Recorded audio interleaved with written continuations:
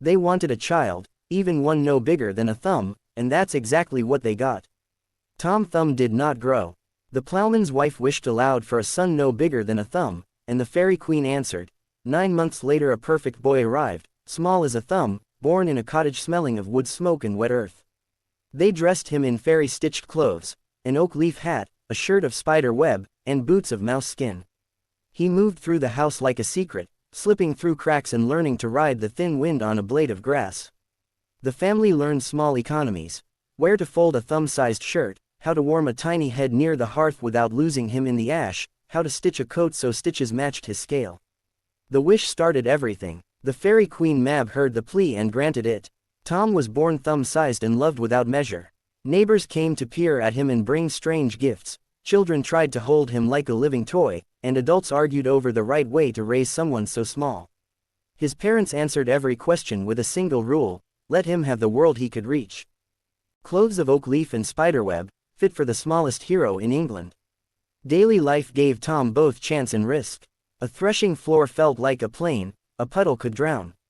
He learned to measure danger by sound: the step of a boot across a beam, the scuff of a cartwheel in wet clay, the sudden low call of an animal that meant it would move. He used these sounds to time his movements, slipping under doors and riding drafts of air like roads. One afternoon his mother sent him to fetch his father from the field. Tom chose a fresh blade of grass as a road and set off, balancing like a dancer. The meadow seemed taller than any tail. A cow grazed nearby and, chewing, ate the blade and the rider without meaning to.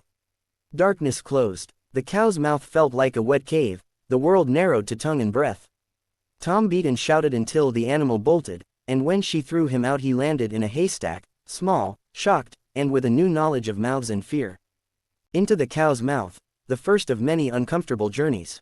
A raven later mistook a moving thing for prey and lifted him toward the clouds. Wind tugged at his hair, the earth fell away.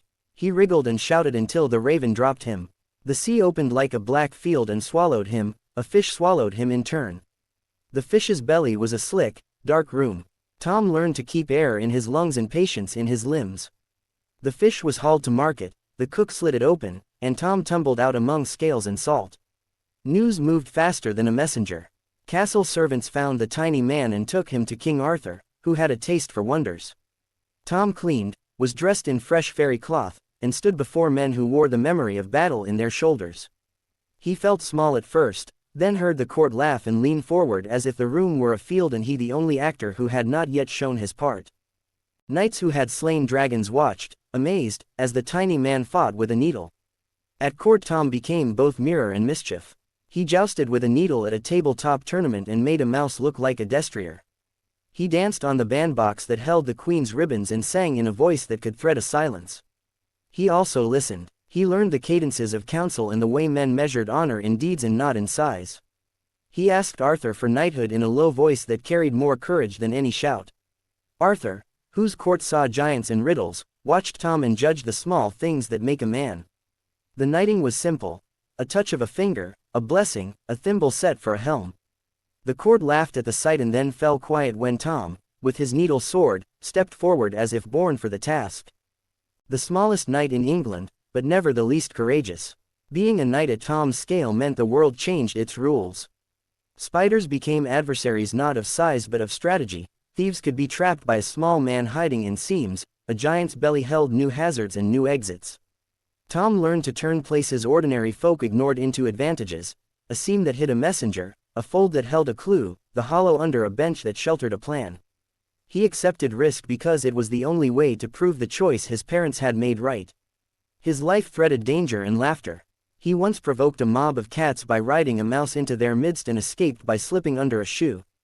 He saved a child from a falling tray by hitching to the tray's rim and pulling with every ounce he had. He was swallowed by a giant and caused such unrest that the giant sneezed him out, coughing like a man surprised by a bead of sand. Each return earned him new stories and new scars that no one mocked. Tom's friendships were a ledger of small debts and steady favors. He learned to be precise: how to thank a stable boy with a borrowed ribbon, how to repay a favor by pointing out a loose plank that would trip a cart, how to slide a note under a duke's cuff. These were not grand bargains but a slow armor that kept him moving.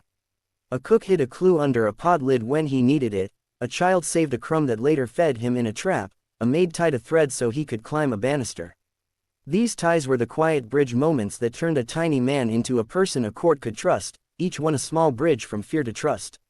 When the end came, either in the quieter way of years or in the sudden way of battle, the court marked the life with ritual.